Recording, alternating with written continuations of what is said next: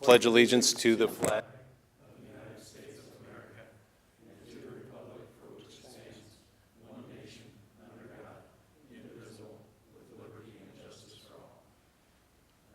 just in a moment of silence.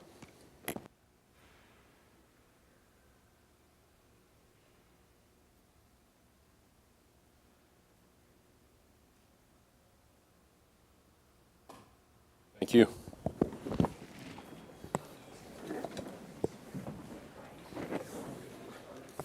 Start off with citizen concern, round one. Anything to be heard that is not on the agenda already? Hi, Kenny Schmitz, Building Services.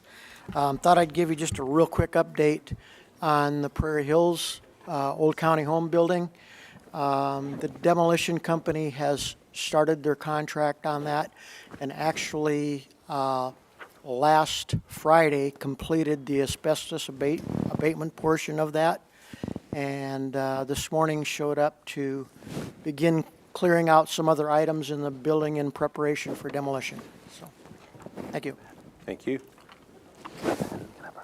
Anyone else to be heard?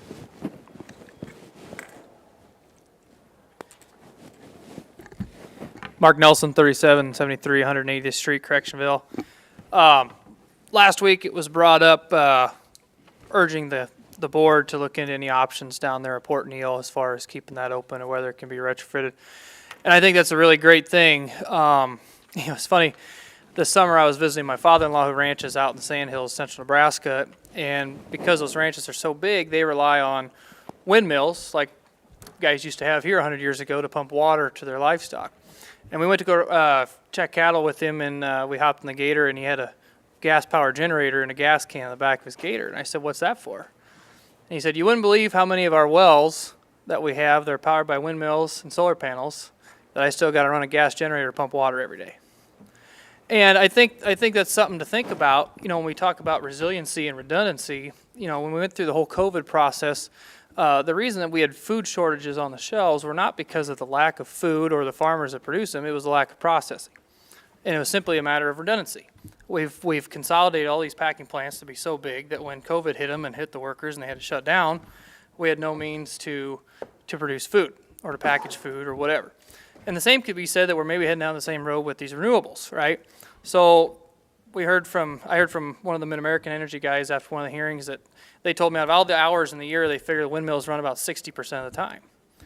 Well, how many of you use 60% of your electricity? In a day's time, you only use electricity 60% of the time. Well, that's not the case. And solar, when we have a big blizzard and there's 18 inches of snow on top of a panel and the blades are frozen shut, where are we going to get our power?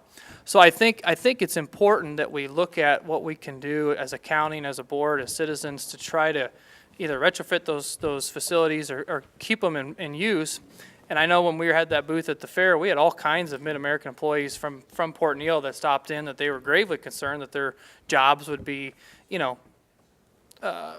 lost, or they'd have to find a different line of work. And that, and you guys know better than anyone what that impact does in this county as far as employment and that kind of stuff. And I went to school and high school with kids whose parents worked out at Port Neal. I mean, it's employed a lot of people in the trucks and everything that go out there. So I would just urge you to keep down this path. And I think there's a lot of farmers like myself who have, and my dad, that we probably have close to 24 water fountains that require electricity to keep the heating elements so that cattle can drink all winter long. That unless any of you want to come out and chop ice all winter long, I think it's important that we have good electricity. So that's all I wanted to urge you guys today. And I know a lot of the people that were here in this meeting over those 3 weeks are in the same boat. And I know harvest is starting to get fired up, and so people won't be able to come in, but I just wanted to urge you to keep working on that. So, yeah. So in response, I have a meeting on Thursday afternoon with the Chamber and Mid-American on this very issue, so I'm appreciative of both of your comments. I'll probably just type them out and lead off with those. Yeah. So thank you, and I'll report back. No, I think that we're going to have a backup, especially up here in the north where we just have wacky weather that we're looking at solar panels for our farm, but we know that there will be times where they're snow covered and we're not going to be able to produce. And right now the energy storage isn't capable enough to handle the massive loads that our fountains need or our block heaters for our tractors, that kind of stuff, and we're still going to have raw power. Now, I'm on REC, so what Port Neal is doing doesn't necessarily affect me, but it could. I mean, I think we need to keep those plants going and keep the energy churning so that no matter what kind of inclement weather we have or what's going on with this world is crazy right now with what's going on overseas. So I think we want to have some redundancy built into our power supply. So, but I'm glad to hear that. That's really great. So that's my report. Thanks, guys. Thank you. Anyone else to be heard? Anything that's not on the agenda? I'll move the approval of the agenda, item 2. Second. Motion by Raddick, second by DeWitt. Any discussion? All those in favor say aye. Aye. Anyone opposed? Passes 5-0. Moving on to the consent agenda. Items 3 through 8 constitute a consent agenda of routine action items to be considered by one motion. Items pass unanimously unless a separate vote is requested by a board member. Item 3 is approval of the minutes of the August 30th, 2022 meeting. Item 4 is approval of claims. Item 5 from Building Services, approval of items to be auctioned per personnel property disposition policy. Item 6A from Human Resources, approval of memorandum of personnel transactions. And B is authorization to initiate hiring process. Item 7 from County Treasurer, A is approval of resolution for a tax abatement for CBC investments. B is approval of resolution for tax abatement for Woodford Enterprises. C is approval of resolution for tax abatement for initials WS. And D is approved resolution naming depositories to add Mid-States Bank. Item 8, secondary roads. A is approve the permit to work in the right-of-way to clean ditch on Dallas Avenue for Michael Miltonberger and to direct the chair to sign the permit. And B is approve the permit to work in the right-of-way to clean ditch on Delaware Avenue for Michael Miltonberger and direct the chair to sign the permit. Any discussion on anything on the consent agenda? I'll move the consent agenda. Second. Motion by Taylor, second by DeWitt. Any discussion? All those in favor say aye. Aye. Anyone opposed? Passes 5-0. We're fast. We'll skip ahead. Secondary roads, approved contract for propane at $1.55 per gallon with New Co-op Inc. That was the low bid, correct? Yes. All right, I'll go ahead and move that. Second. Motion by Raddick, second by Taylor. Any discussion? All those in favor say aye. Aye. Anyone opposed? Passes 5-0. Signatures. Thank you. Thank you.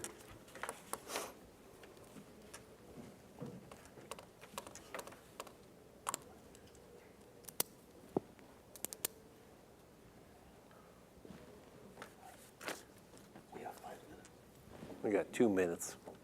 4:40. I got 4:38. Well, that's a broken clock.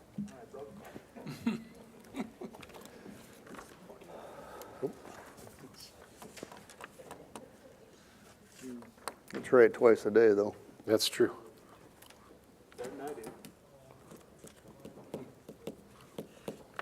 I guess we could talk about how worried I am to face Iowa State all of a sudden. You should be. All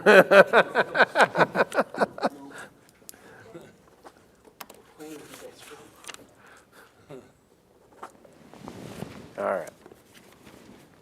Those are already there for you, Mark. And then, Kenny, if you want to go ahead and come on up.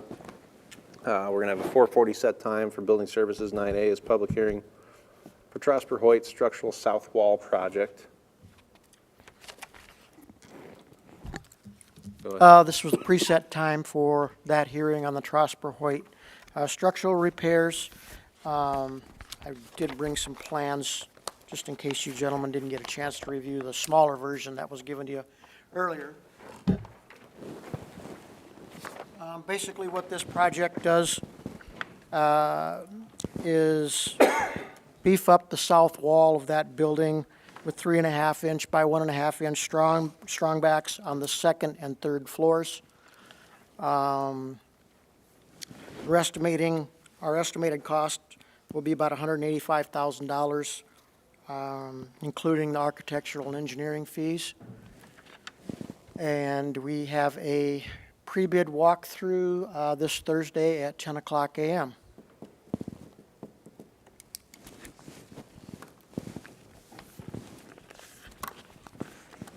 We're in a public hearing. Is there anybody to be heard on this item?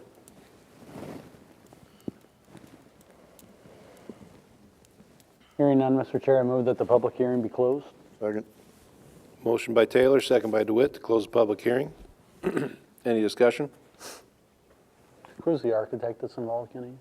CMBA. Okay, thank you. Anybody else? All right, all those in favor say aye. Anyone opposed? Passes 5-0. Item B is designate September 20th, 3:00 p.m. Board of Supervisors office to open bid submission and authorize county auditor's office to open and record bids. Anyone else want to see it? So moved. Second, motion by Taylor, second by Raddick. Any discussion? All right, all those in favor say aye. Aye. Anyone opposed? Passes 5-0. And item 9C is designate September 20th, 4:40 p.m. Woodbury County Courthouse Board of Supervisors meeting to receive bid submissions and award contract if lowest responsible bid is clearly determined. So moved. Second, motion by Taylor, second by Raddick. Any other discussion? All those in favor say aye. Anyone opposed? Passes 5-0. Thank you. Kenny.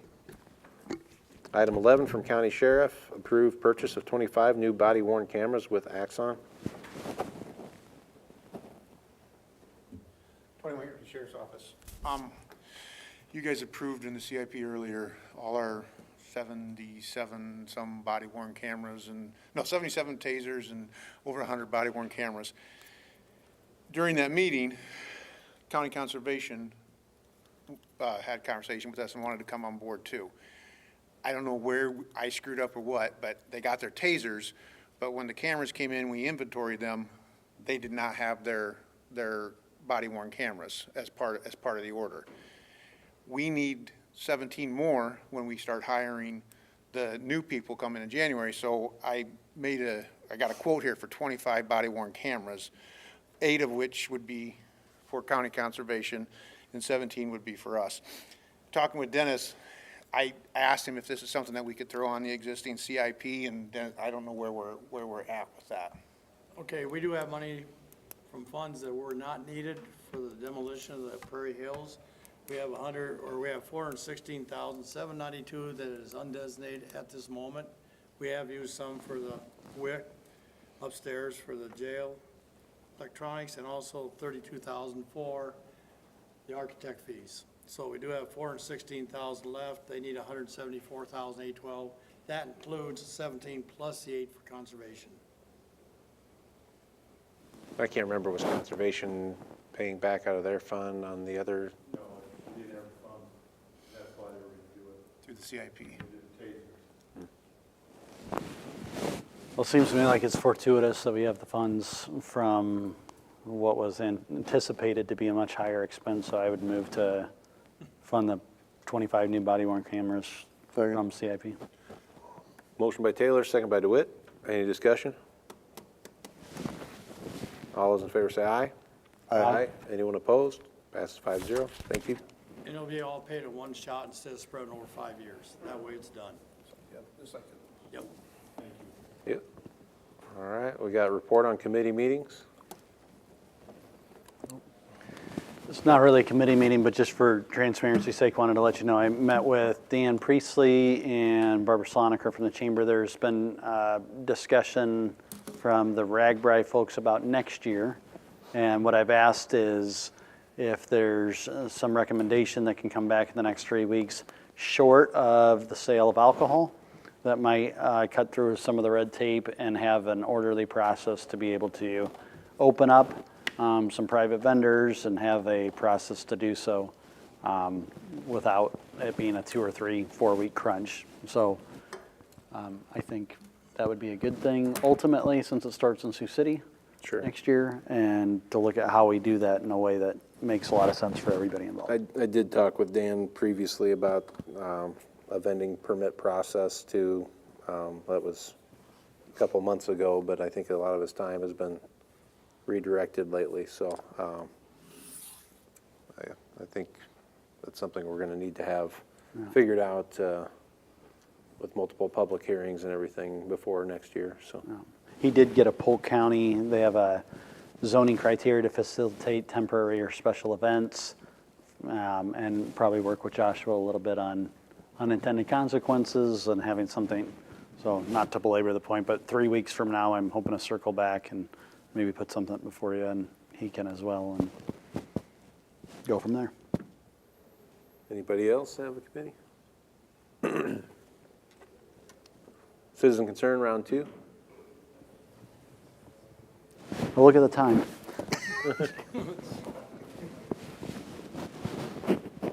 Scott Mitchell, Emergency Service Director. 2 weeks ago, I made a statement to you guys about secondary roads. So after I went back and watched the video, that statement did not get defined right. What I was trying to make when I brought up about secondary roads, you guys hired somebody that day, is they have a structure to how they pay in steps, and that's what Woodbury County needs to do, so that when the people head of the departments sit down to budget, we don't have to discuss the wages. That's been determined years prior to that. That's where I was going with that. Not that secondary roads didn't have to have the skill that emergency services does. So I wanted to clarify that. So, thanks. No problem. Excuse me, Director Mitchell. Yeah. Did you have some concern about some vermin at your, Yeah, so you guys approved about the bats climbing hill. What do you want to do with them? I want them out of there. I thought we should name them. Here's the thing. To do it, we're gonna have to spend the money to tuck point the building and more. That's up to you guys what you wanna do, because them are some of the holes they're getting in through. Is through where they're tuck pointing on the brick and, you know. I mean, if you want me to find someone that can tell us a price, I don't know, but, you know, it's a twofold deal. You're gonna have to get rid of the bats out of the building, and then you're gonna have to do everything to fill the holes where they're getting in. So, We talked about that, but where'd we, Kenny, do you remember? I do. Emergency services, I'm going to say it was about 2 years ago, did a roof repair that they thought would take care of that problem. I don't disagree with the tuck pointing theory. What I can tell you about that is it's going to be very expensive if that's done. And I may even have some information from about 6 years ago. We may have gotten an estimate for that. At any rate, I think if we're looking at any large amounts of money for that building, we should consider a different avenue. That different avenue, in my opinion, needs to be something like we did for the sheriff's office for the training center that they built. I could envision emergency services in something like that, and I think it would be money spent more Better spent. wisely. Well, we had, I tasked you with getting some HVAC information, and I can't remember the numbers now, but it was, 1.3 million. there we go. The number, I have to look back again, but I think it was around 800,000. So, putting up a new steel building, maybe one that's even attached to the existing bays, or has a hallway over to them, it would make sense. Just want to caution that we're getting way more detailed than we should on something not on the agenda. Sure. I just want direction what you want me to do with the bats. I mean, granted, I don't disagree, it's an old building, but it is an old school too. I mean, we've got 2 tours this month from classes out of, Woodbury Central. They have class unions, they want to come see the old building now. They're only gonna get into the bottom level, because I'm not letting them in the second, third story because of the bats. I don't like them any more than anybody else. Have them wear Batman costumes. Yeah, just, something for y'all to think about, or give me some direction what to do with them. And not name them is a good answer, no. So, thanks, guys. Thank you. Any other citizen concern? Board concerns? Any over here from the certified crowd? No, Okay. none at this time. We're adjourned.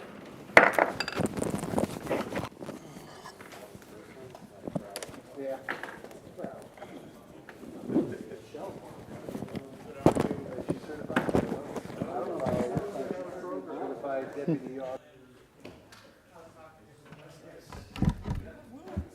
not as supportive as I thought it was. You have time for an interview? Mostly about your hair.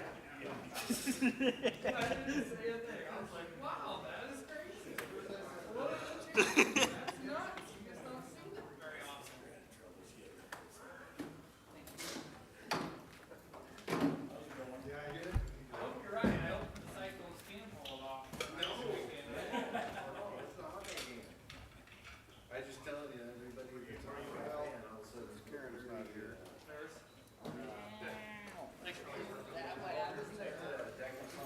She probably brought all that on.